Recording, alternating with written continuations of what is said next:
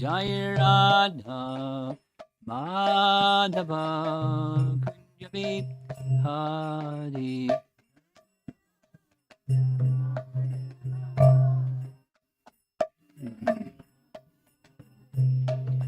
Gopi Jana Balabha Girivara Dhari.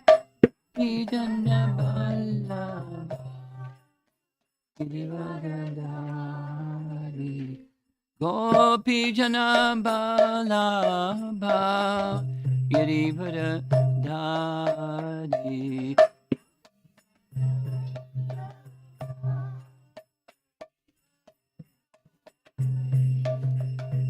Jasodanandana Brajajanuranjana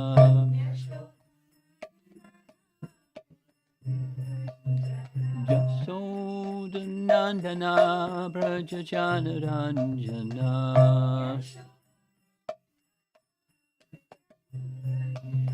Jamunatira Vanachadi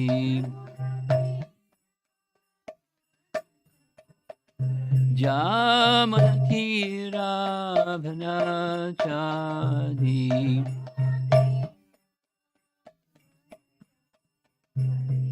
Jaya Radha Madhava Kunjabi Hari Madhava Kunjabi Hari Jaya Radha Madhava Kunjabi Hari Madhava Kunjabi Hari Gopi Jana Balabha Girivara Dhari.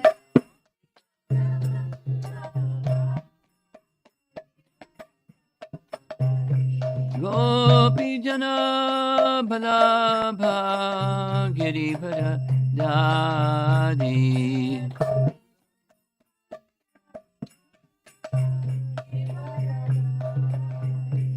Jasodanandana Brajajanuranjana Jasodanandana Brajajanuranjana Jamuna Tira Vanachadi Jamunatira Vanachadi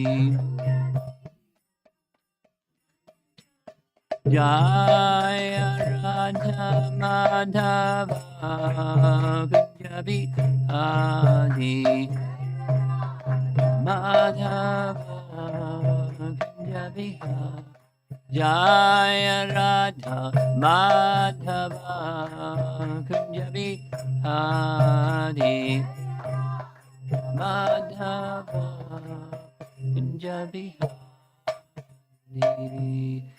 Jaya Vishnupad Paramahamsa Parivajagacharya Astatarasatasi Srimad His Divine Grace A.C. Bhakti Vedanta Swami Srila Prabhupada Ki Gaur Premanandi.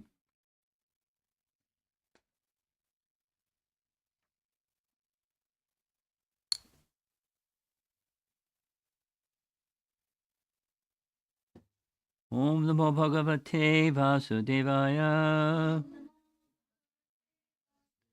Om Namo Bhagavate Vasudevaya. Om Namo Bhagavate Vasudevaya. In our evening class, we're going to be discussing some key verses from the Bhagavatam, Canto 1, Chapter 7, starting with text 4. These are essence verses of the Bhagavatam. So I thought it'd be nice to read the verses preceding, and then those very essential verses. So, Canto 1, Chapter 7, texts 1 through 3. 1, 7, 1 through 3. And the speaker of text 1 is Shonaka. Shonaka Rishi is asking questions of Sutta. So Shonaka Rishi asks, "O Sutta, the great and transcendently powerful Vyasadeva heard everything from Sri Narada Muni. So, after Narada's departure, what did Vyasa do?" Purport. In this chapter, the clue for describing Srimad Bhagavatam is picked up by, as Maharaj Parikshit is miraculously saved in the womb of his mother. This was caused by Droni, Ashvatthama, Acharya Drona's son, who killed the 5 sons of Draupadi while they were asleep, for which he was punished by Arjuna. Before commencing the great epic Srimad Bhagavatam, Sri Vyasadeva realized the whole truth by trance and devotion. So, backing up a little bit, the end of the previous chapter, entitled Conversation Between Narada and Vyasadeva. In chapter 6, Vyasadeva compiled all the Vedas and divided them into 4 and wrote the corollary literatures, or the smritis that complement the shrutis, and he then compiled the summary of all of that in Brahma Sutra, and felt dissatisfied. Narada came, explained to him why he was dissatisfied, then gave him an instruction what to do. So now he's going to do. And the question is, after Narada left, what did Vyasadeva do? And in the purport, short purport, Srila Prabhupada is reminding us of, the little bit broader context. The little bit broader context is the son of Dronacharya, namely Ashvatthama, has done some diabolical things. The sleeping sons of the Pandavas he killed, and he made an attempt to kill the remaining descendant in the Pandava dynasty, namely the child in the womb of Draupadi, Uttara, and he, Krishna, saved him. So he's reminding us of that. And now the next is Vyasadeva did what Narada recommended. So it's a little bit of review in this purport. Text 2. Sri Sutta said, on the western bank of the river Saraswati, which is intimately related with the Vedas, there is a cottage for meditation at Shamya Prasa, which enlivens the transcendental activities of the sages. Purport. For spiritual advancement of knowledge, a suitable place and atmosphere are definitely required. What to do about that? Make your place suitable place. That's what you do. The place on the western bank of the Saraswati is especially suitable for this purpose, and there is an ashram of Vyasadeva at Shamya Prasa. Srila Vyasadeva was a householder, yet his residential place is called an ashram. An ashram is a place where spiritual culture is always foremost. So that's what you do. It does not matter whether the place belongs to a householder or a mendicant. The whole varnashrama system is so designed that each and every status of life is called an ashrama. This means that spiritual culture is the common factor for all. The brahmacharis, grihastas, vanaprasthas, and sannyasis all belong to the same mission of life, namely realization of the Supreme. Therefore, none of them are less important as far as spiritual culture is concerned. The difference is a matter of formality on the strength of renunciation. The sannyasis are held in high estimation on the strength of practical renunciation. Text 3, short verse purport. In that place, Srila Vyasadeva, in his own ashrama, which was surrounded by berry trees, sat down to meditate after touching water for purification. Purport. Under instructions of his spiritual master, Srila Narada Muni, Vyasadeva concentrated his mind in that transcendental place of meditation.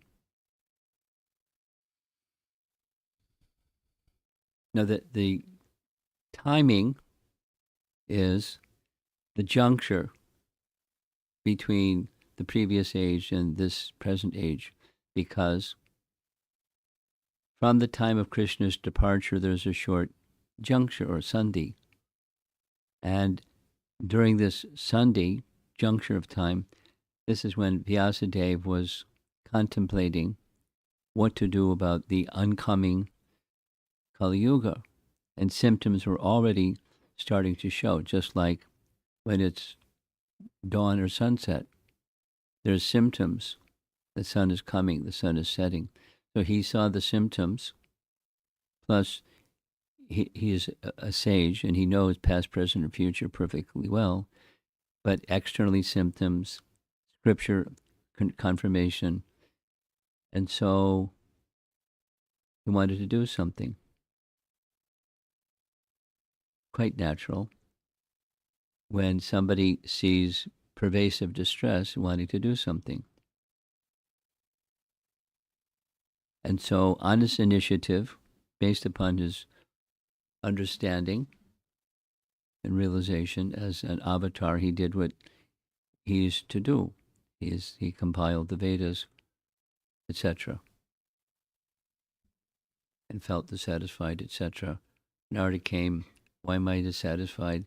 You didn't sufficiently glorify the personality you guided, so the instruction, as we all know, sit in a trance of meditation. So now he's preparing himself for the first half, and then the second half is what comes after the first half.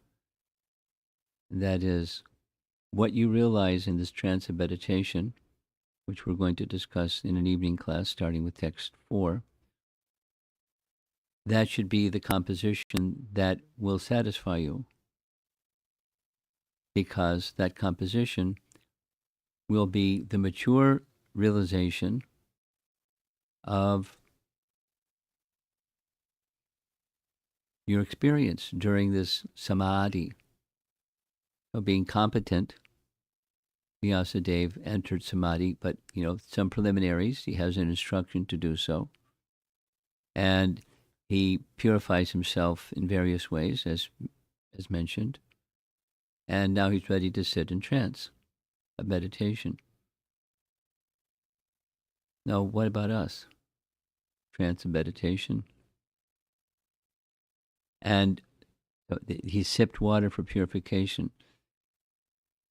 There are procedures that are helpful for us to prepare ourselves to be more concentrated when we're hearing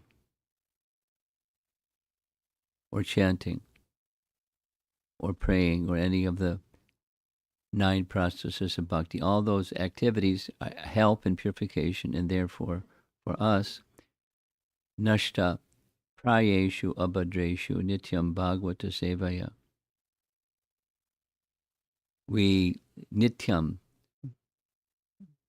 regularly, literally nitya means always, but Prabhupada is very generously translated as regularly. So we regularly engage in each of these activities, specifically hearing and chanting and remembering. hearing and chanting and remembering. And remembering is the fruit of hearing and chanting. And remembering, we're going to remember something. So if the subject matter of our hearing and chanting is the purifying and elevating subject matter, then the mind goes to those things. Remembrance goes to those things. Now, Vyasa isn't just a sadhaka. We're sadhakas, and he's an incarnation. But he's showing by example, for sake of purification, external things are good. So external things are good for Vyas. That means they're also good for us. And finding a sacred place. Now, is it possible to chant and hear in something other than a sacred place? Of course. When we have the opportunity, we make a place sacred, because when you make a place sacred, then it nourishes, it facilitates, it creates an atmosphere that's conducive for hearing and chanting. So it's good.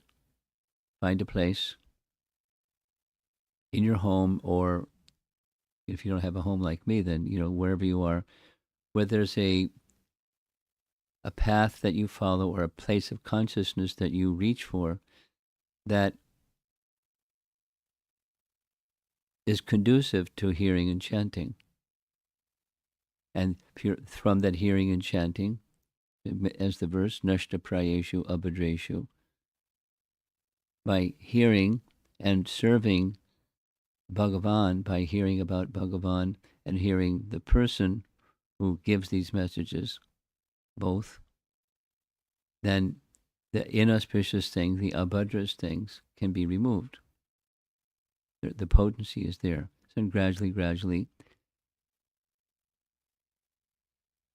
this is, and I'm just describing sadhana, but we're hearing about Vyasa who's beyond sadhana, but he's still, point is, he's following activities that are for purification. So supposing one is purified, then you don't need to do 4 purification activities anymore, right? No, you do them.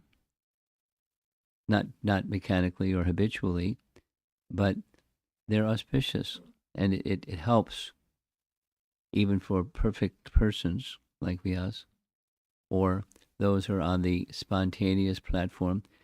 If they don't do a particular 4 purification activity, they're not barred or restricted from higher consciousness. At the same time, they do. It's a nice topic. A nice topic. On the one hand, and on the other hand, there is this description that's in the 11th canto Bhagavatam. Krishna says to Uddhava, those who are on this platform of spontaneous attraction to Krishna, if due to a rise of some transcendental ecstasy, they neglect a particular vidhi of sadhana, there's no punishment or there's no atonement they need to undergo. There's nothing wrong that they've done. If there isn't some wave of ecstatic emotion, then we do regulative things because they're to be done. And they set an example, just as Vyasa is doing. He doesn't need, but he's doing. We need. But so he's setting an example. The external purification activities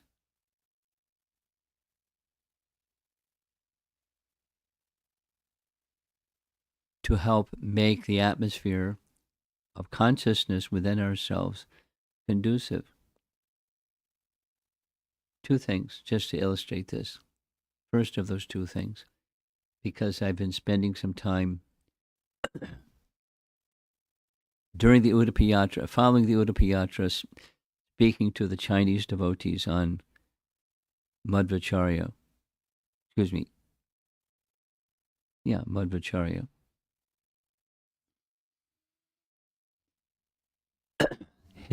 Madhvacharya's father was an elevated person. In the biography of Madhvacharya, his father had a strong liking for Srimad Bhagavatam, and he was so thrilled when reciting Srimad Bhagavatam that not only there was a big audience to come hear him recite Srimad Bhagavatam, but in this biography of Madhvacharya, it is described that demigods would assemble in the sky and hear his Bhagavatam classes. He was a celebrated person.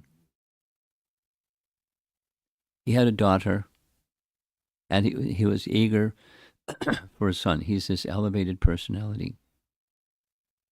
So what did he do? According to the biography of Madhvacharya's life, for 12 years, every day, his father went 3.5 hours this way and 3.5 hours back to offer prayers to the celebrated deity in Udupi, because his home was not in Udupi, but some little distance away, to offer prayers to the deity, that he was praying to the deity for the benediction that he would have a qualified son. So he's already qualified. But he's observing a practice or a commitment or a vow or vrata for purification. And after 12 years, every day doing this, he and his wife decided, now one more. We'll do Garbhadan Sanskar in a formal way, and let us see what the Supreme Lord does in reciprocation. So elevated consciousness, still engaging in activities that one might say are ritualistic or cultural, or as Prabhupada is presenting this language. Just like at St. Louis University, I was asked to speak on to the Hindu student, whatever it's called, organization. That's what it's called? Association. Cultural versus spiritual. So cultural isn't neglected, but it's not the essence. Observing this festival, this holiday, that holiday, this puja, that puja, etc., etc. They're to be done. But it stays on the material platform unless the purpose for which they're done is at the front and center. So do them, in part for the purpose that the real purpose is at the front. Not just do them and get elevation to the heavenly planets and the fruits of piety. So cultural things are to be observed, just as Madhvacharya's father observed. Prayers to the deity, etc., etc., etc. And as the qualified son was the result.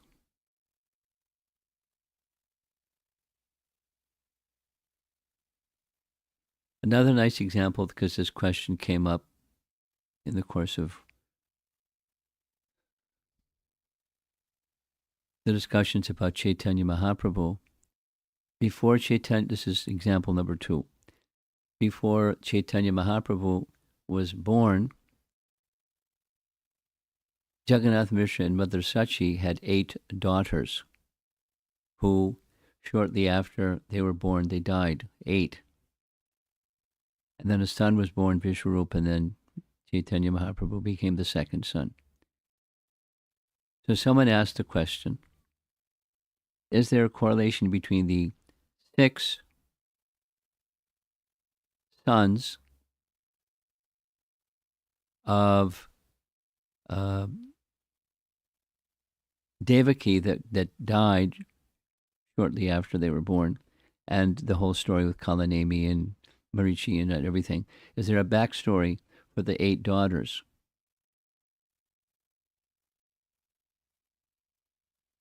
So with some help of somebody that's more knowledgeable than me, I found an answer, and the answer is from Professor Sanyal. In his Sri Krishna Chaitanya, he wrote, Life of Lord Chaitanya and his teachings, both. He wrote Yes, just as with Devaki, also with the 8 daughters, the 6 sons, there was a backstory of who they were in their previous life. He doesn't say who the 8 daughters were in their previous life, or he doesn't write about it. What he writes is there was a purpose, and the purpose was to prepare the consciousness of the father and mother to come to the Vasudeva state. Vasudeva state means pure goodness.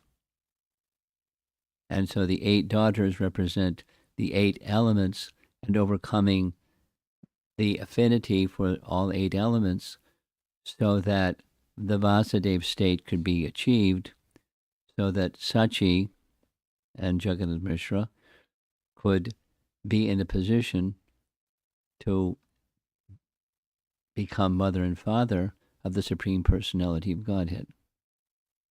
That's the parallel that's being presented by Professor Sanyal. But the idea, these 2 examples are meant to illustrate the principle. And the principle is purification, even for one who's already purified. Not that Jagannath Mishra and Mother Sachi, who are eternal associates of the Lord, needed purification, that they were incapable or unqualified. But they observed, and Krishna supported, or the personality of Godhead, the Supreme Lord supported that process of purification because it's good. Even you're purified, become superlatively purified, fit. And then teach by example. So sometimes some of us undergo some tribulation. We always undergo some tribulation. And is there a purpose behind it? Well, it's to agitate your mind. That's the purpose behind it. No, no. It's, as we heard yesterday, to test the ardor of the person, or in these cases, to qualify one for Shuddha Bhakti. So when you're going through some tribulation, it's not natural to think, oh, this is purification. Fantastic. Let me embrace it. Purification. We think something else, usually.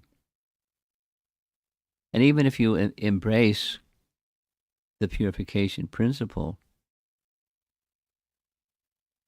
there still may be some feeling or some sensation or something within the mind, maybe also within the senses and the mind, that says, oh, pain, or tapa, austerity. The role of austerity in the life of a devotee is exactly that. To not look for the temporary enjoyment of the mind and senses and based upon circumstance, because it's for the devotee, by design, for everyone, it's not like that. Dukhalayama Shashvatam. And for devotees in particular, there's purification. The purification doesn't mean yummy. Purification means purification. So there's some inconvenience, and let me embrace the purification and thus accept the inconvenience or the aggravation or the inconvenience or the turmoil or what, the circumstance that leads to an unpleasant feeling. How do you do that? If you have faith and conviction in the path to reach the Supreme, and I'm following the path. You can check and see, am I following the path properly? Go back to the Bhagavatam text for this morning. Vyasadeva knew, and he's received an instruction from Narada, who he has complete faith in appropriate complete faith. And so he's doing activities of purification in a holy place to facilitate Narada's instruction.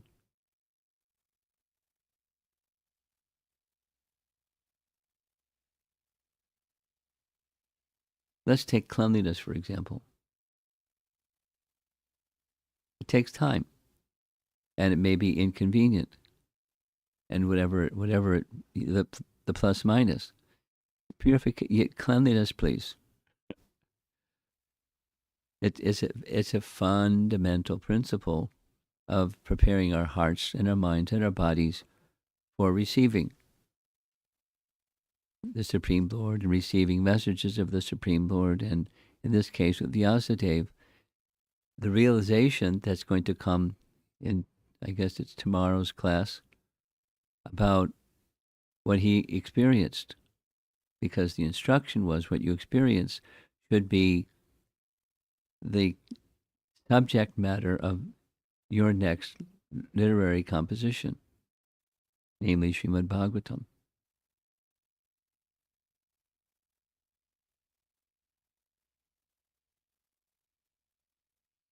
So qualified or unqualified, activities of purification, please. And activities of purification are not just for unqualified people. Activities of purification are for all.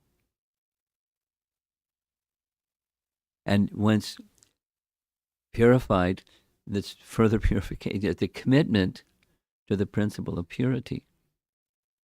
Because in that condition of purity, we become receptacles or fit recipients of mercy. We're dependent, not independent.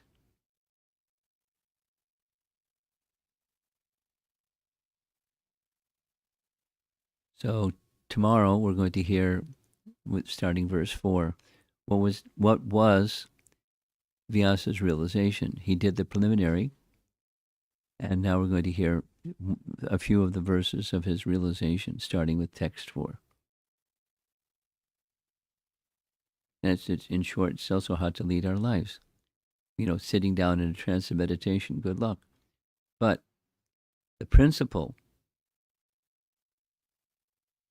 is for us. And fortunately, Vyas had the realization, and fortunately, the realization of Vyas was compiled by Vyas. Who knows the realization better than the one who realized it? So it's in the Bhagavatam. And we have the purports of our acharyas to help us understand what was the significance of his realization. So that's preliminary to our discussion tomorrow. See if there's some questions or comments.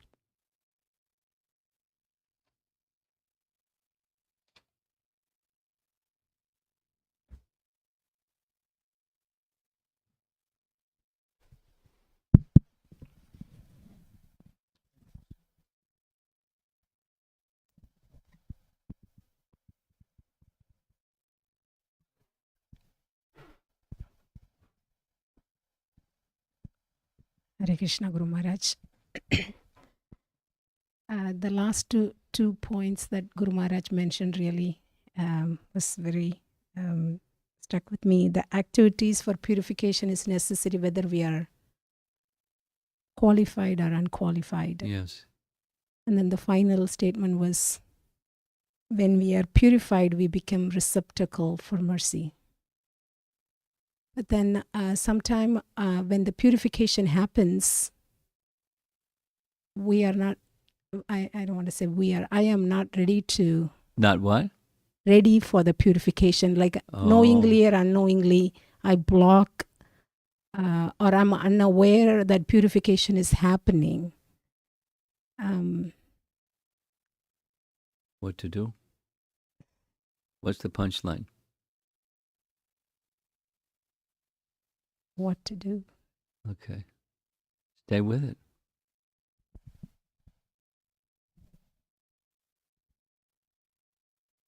Dhridavrata, with confidence that this is going to take me to a good place, and I don't understand it, but that's okay because I'm not there yet. And so I'm not going to back off. I may say, ouch, more than say thank you, but I stay with the process because I have faith in the process. I'm doing because, so that you go back It's, if that doesn't register, go back a step and say, why am I doing this?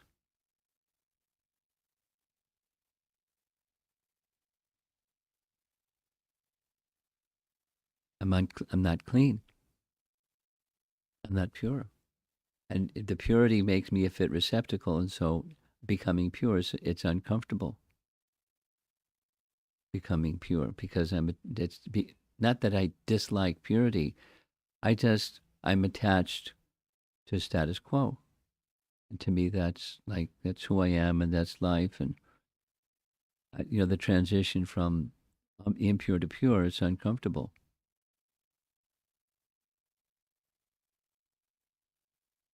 So step back. Why am I doing this?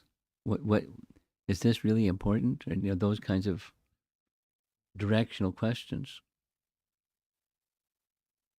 What's the purpose of life? What's the purpose of my life? What is it that what's my sankalpa? What's my intention with my life? So you go back to this reflective place, mode of goodness place, and you consider, in light of Scripture, as well as your heart, guided by Scripture, and realign your heart to your purpose. And then, the discomfort subsides, because then you can remember and understand what's going on. Purification. So that I can become pure, so that I become a fit receptacle for mercy. Because I'm not independent, I'm dependent. Yes, Guru Maharaj. So, in follow up of that, so as we progress in our spiritual life, can I say that the things that happens or Krishna arranges is for my purification? Yes. But your prior point is sometimes I don't remember that. So yes, you can do it. A shorter, quicker. This is for my purification. My experience is it becomes cosmetic or a band-aid to say it's for my purification when, my mind is saying for my purification. Don't go to the heart level, not just the mind level, the cosmetic level. But it's not mechanical, devotional. The essence is our relationship with Krishna.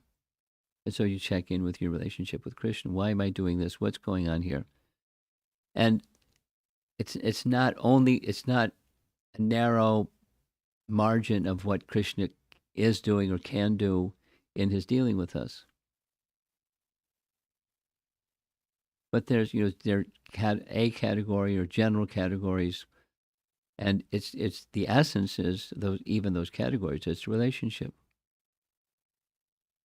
And we checked out of our relationship.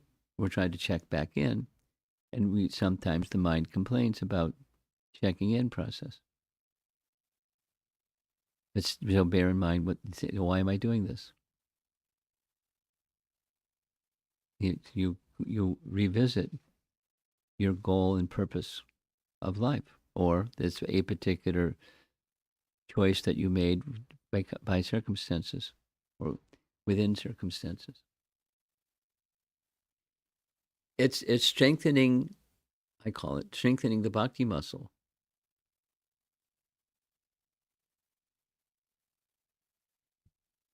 You follow? Okay. Thank you, Guru Maharaj.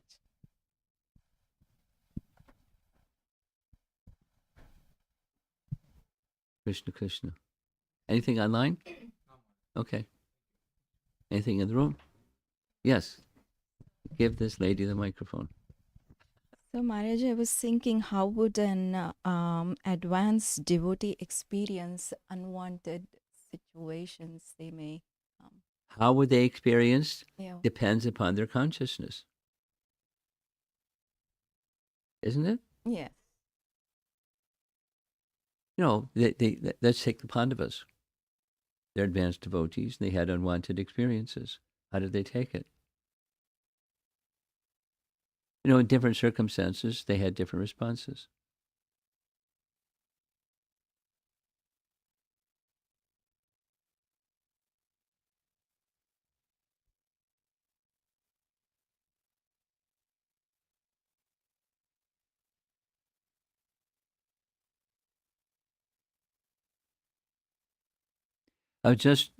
Here's a for example. It's a detail, but it's just an application of the principle. The Pandavas.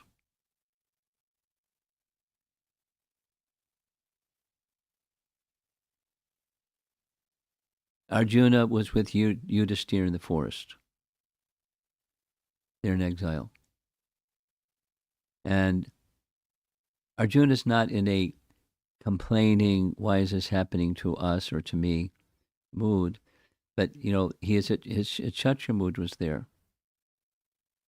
And so he was visited while in the forest. I remember who he was visited by.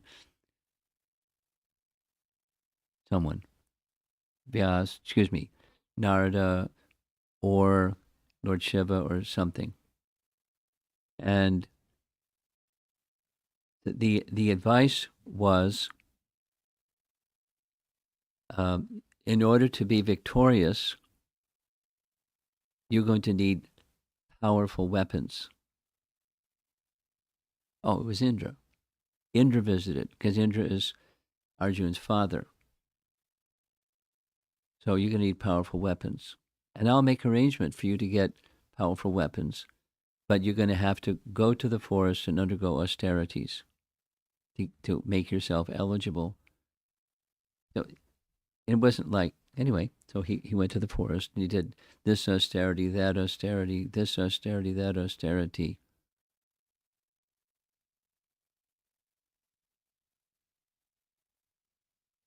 And while he was doing that austerity, I don't remember the detail. The flow is my memory is very poor. There was a scene where there was an animal, and Arjuna prepared his bow, shot the animal, and simultaneously a hunter shot the arrow. And they both killed the animal. So they both were claiming the animal. And then Arjuna was saying no, and then the hunter said, well, you're going to have to fight me. So they fought for some days or something like that. And then the hunter revealed that I'm actually Lord Shiva. And you've satisfied me, so here's my weapons. What can I do for you? I want your weapons. And he wanted his Pashuphat weapon. And Indra had said, when you get the mercy of Lord Shiva, then I'll also give you weapons. A certain powerful weapon. I forget which one. So now Arjuna's all, the purpose wasn't exactly get back, but, this is an injustice. And the injustice, as a Kshatriya, I don't want to see my brother in this condition and my other brothers in this condition and Draupadi in this condition. So I want to become free from that condition but he took some action under the instruction of his father, and he got weapons so they could be victorious, and he used them later, even after Krishna tried to make a peaceful settlement. But it's a detail and a detail and detail about how do you process some misfortune. It's going to be different for each of us, and there are different misfortunes. And the principle is abide by virtue, and according to your nature, you do what authority tells you to do to deal with the circumstance of the inconvenience. And sometimes it's just tolerate, and sometimes it's sometimes and sometimes. So we act we're dependent upon the independent Krishna, and Krishna will give us guidance. We just have to have the discerning capacity whether to turn left or right in different circumstances, how to make wise choices. and our natures are different, and our choices are going to be according to our nature naturally. But the principle is that Krishna is to be pleased. Our life of devotion is to get us trained up under guidance, how to keep that principle in the center. Thank you. Okay? That's it. Srila Prabhupada ki jai.